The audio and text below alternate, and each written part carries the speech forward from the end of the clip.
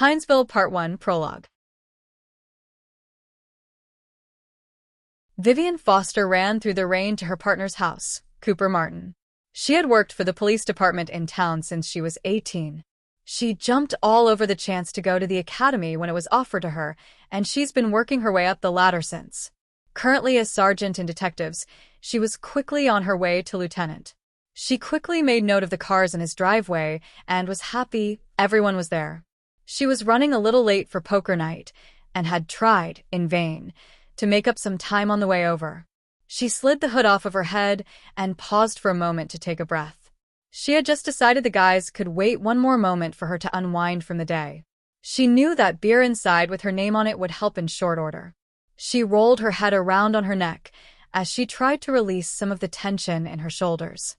It had been a long day, but they closed the case, and the suspect had even confessed to additional burglaries. She removed her rain slicker as she stepped further into the carport. She wanted a slow stroll into the house. These guys were her family, and they knew it, but like any good sister, she couldn't be too excited to see them. She hung the jacket on a hook near the back door, reached over, and opened the storm door. She entered the kitchen, which was much bigger than Cooper needed. Rarely did he cook. Ben Hernandez stood in front of the open fridge, searching for a beer, and maybe some leftovers Cooper hadn't eaten just yet. He studied the contents and considered eating an egg roll still in the wax paper bag. Sherry would never find out he ate the fried concoction. He turned as the door opened to see her wander in. "Look who decided to show up, guys."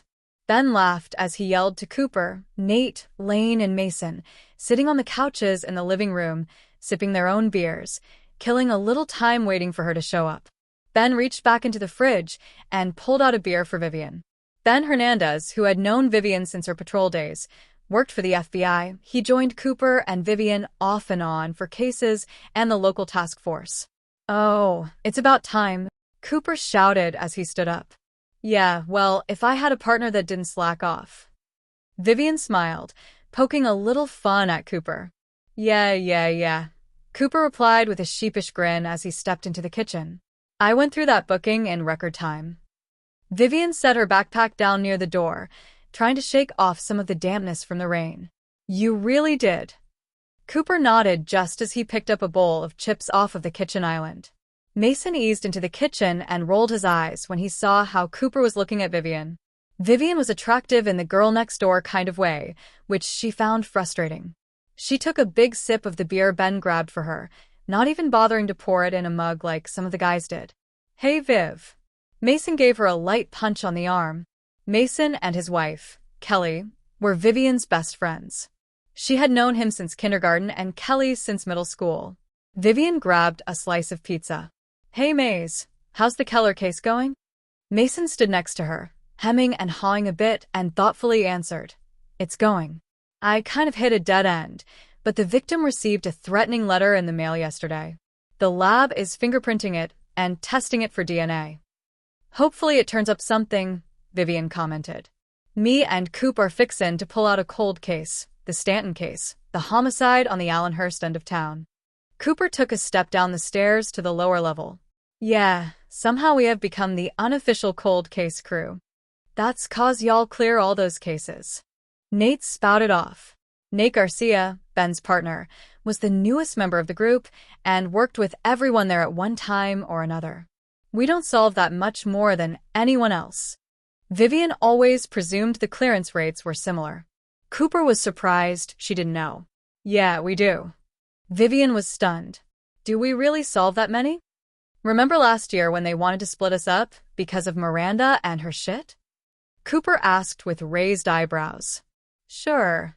How could I forget?" she replied, wondering why he brought her up.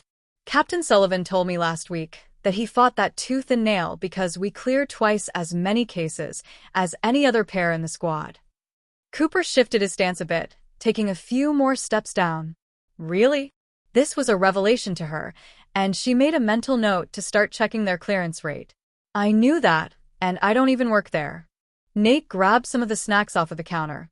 "I think everyone in the area knows how many cases y'all clear," Lane informed her. "Why do you think we call on y'all as much as we do?" Ben stepped over to the rest of the group. Y'all should have never said that. Vivian chuckled out and shook her head.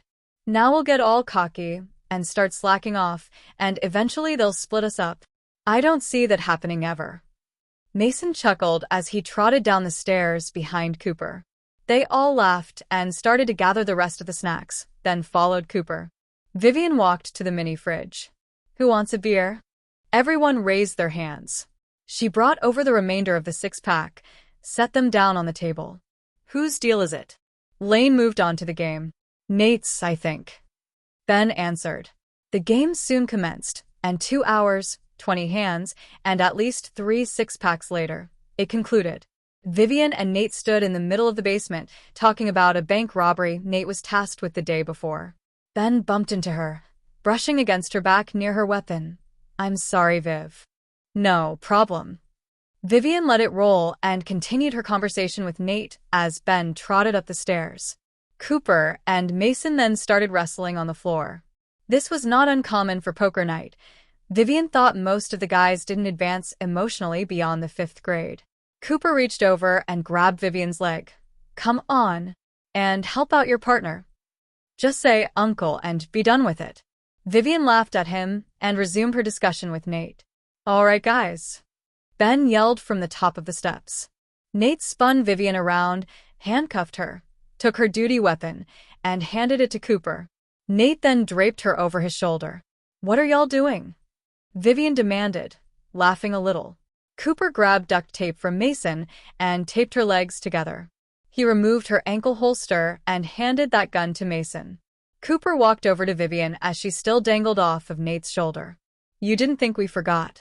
A girl can always hope, she said, as her long dark hair fell in her face. Ben walked down the stairs from the kitchen with a cake in hand. We had to disarm you so you wouldn't shoot us, and handcuffed you so you can't leave. Mason admired their work as Nate set her down in a chair. I can still shoot you. Vivian laughed with a feigned glare aimed at the men. The crew started to sing Happy Birthday. Vivian laughed and shook her head. Y'all suck. Yeah, save it. Ben set the cake down in front of her on the table. Make a wish. Nate prodded her. Vivian quietly made her wish and proceeded to blow out the candles. Nate bent over and unlocked her cuffs. She, in turn, took the duct tape off of her legs. Thanks, guys, she said and gave them each a hug. The crew indulged on the cake, and Vivian was ready to leave when her cell phone rang. She pulled out her phone and saw the department's number on the screen. Cooper's phone rang a few seconds later. Everyone deflated a little, knowing their party would soon be breaking up. They both answered to find they were needed at a homicide. Cooper stepped away from the group to get the information he needed. You're not going to leave without opening your gift. Ben looked over at her as she hung up. What gift? Cooper then walked in from the utility room with a large box. What did y'all do? Open it, Mason ordered her. She soon ripped the paper to reveal a plain brown box. She slid out what appeared to be a nylon long gun case. Open that, too. Cooper nudged her. No way, Vivian muttered as she set the case on the table and opened it. There in the case was an AR-15 rifle, and she thought it was beautiful. Mason smiled, holding his last beer of the night. I talked to my dad. He told me he saw you checking it out in the shop. It was on sale a couple of weeks ago, plus the owner knocked off a few dollars, 'cause we're the police. Guys, this is so awesome. Vivian jumped up and hugged all of them again as she started crying. The only girl we all know that would cry with joy because she got a gun for her birthday. Ben laughed. But this is awesome. Vivian chuckled as she wiped the tears away. Ben stepped toward the door. He needed to get home. Don't forget we're having a cookout at my place Saturday. We'll start at 4. We'll all be there. Cooper waved at Ben as he started up the stairs. Mason, can you lock up the house for me? Sure, Mason answered, and him and Nate continued to pick up. Viv, I'll meet you there. I need to change and do a few other things before I go, Cooper informed her as both of them ran up the stairs into the kitchen. Cooper's phone rang again. He quickly looked at it, a look of anger coming across his face. He wondered why they were calling him now. They knew better. I have to take this. I'll meet you there. Okay, I'm going to change, too. Vivian grabbed her bag and jogged out to their unmarked unit.